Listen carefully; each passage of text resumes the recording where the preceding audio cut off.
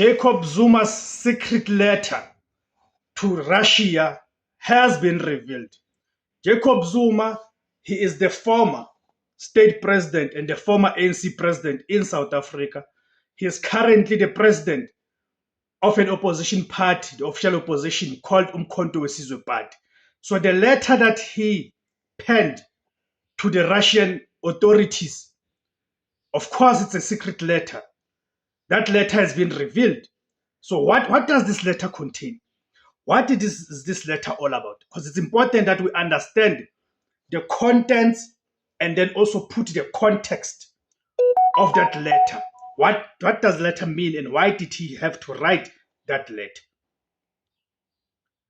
So the shadow diplomacy, the relationship between former South African President Jacob Zuma and Russia has always been defined by secrecy and controversy, most notably surrounding the aborted 1 trillion nuclear deal.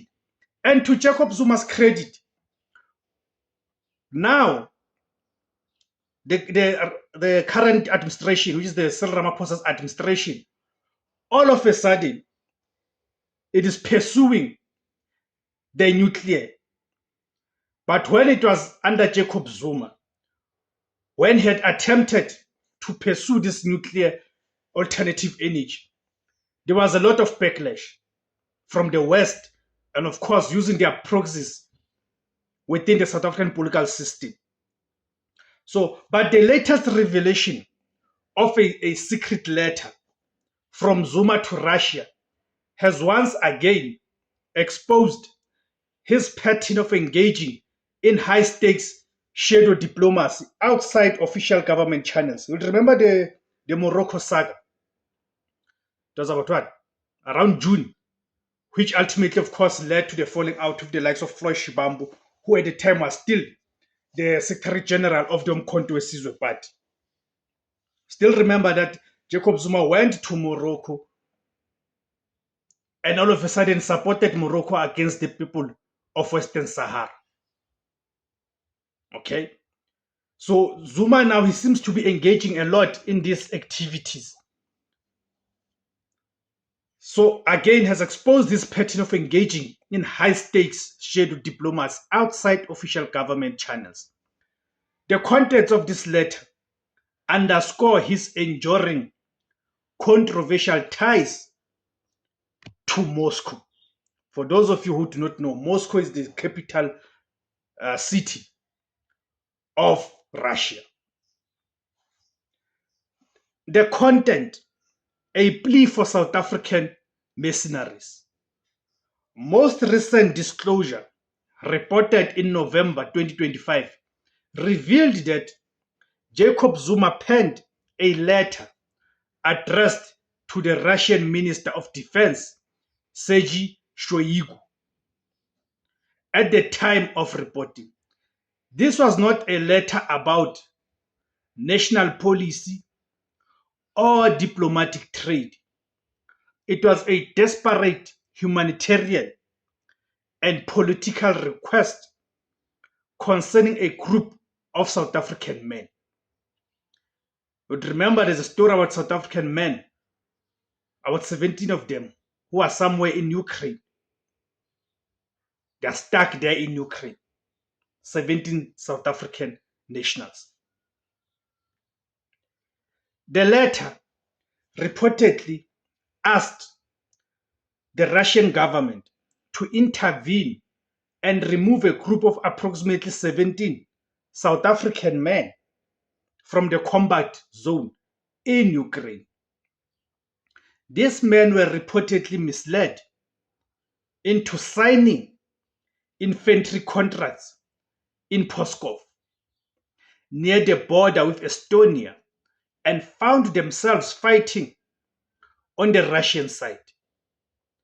Zuma's intervention, allegedly orchestrated with the help of his daughter, Duduzile Zuma, bypassed the South African government and the Department of International Relations and Cooperation, known as DIRCO. meaning this letter did not comply. The political context, the legacy of secret deals. While the subject matter of the letter, rescuing citizens, was humanitarian, the method of secret personal communication with the major foreign powers defense ministry is highly significant. It fits a pattern of conduct that defined Jacob Zuma's presidency when he was still president of the country. The most famous example, it is the nuclear deal.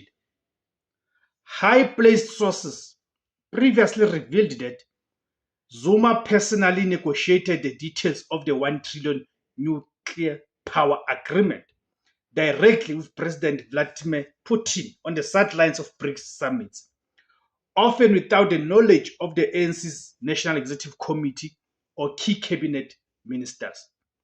This shadow negotiation sought to limit South Africa to acquiring Russian reactor technology and gave Russia significant control over auxiliary contracts, leading courts to eventually rule the deal to be illegal.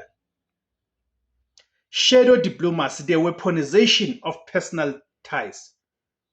In the view of his critics, Zuma's continued use of secret personal correspondence after leaving office, whether about a nuclear deal or mercenary crisis, demonstrates an enduring willingness to conduct foreign policy through personal, non-transparent channels rather than formal diplomatic structures. Number one, bypassing the state. The letter about stranded men entirely undercut the authority and capabilities of the current South African government, suggesting that Zuma, as a private citizen, has more effective back-channel access to Moscow than the sitting government. Number two, political loyalty. This is rooted in Jacob Zuma's deep historical ties to the Soviet Union, where he received military training, and his current Umkhonto weSizwe Party's staunch solidarity with Russia against Western imperialist forces. So in conclusion, the threat to state authority. The revelation of Jacob Zuma's secret letter is not just a footnote on a humanitarian crisis. It is a critical warning about the threat to the state's authority. It confirms that Zuma continues to maintain and utilize powerful parallel diplomatic channels with foreign governments, reinforcing the perception that his personal loyalty to powerful global figures supersedes his respect for South Africa's constitutional institutions and democratic processes. Thank you guys for tuning in. My name is Tebos Khosana. The name of the platform is Izwi Labansundu, the voice for Africans. Kamakuma Africa.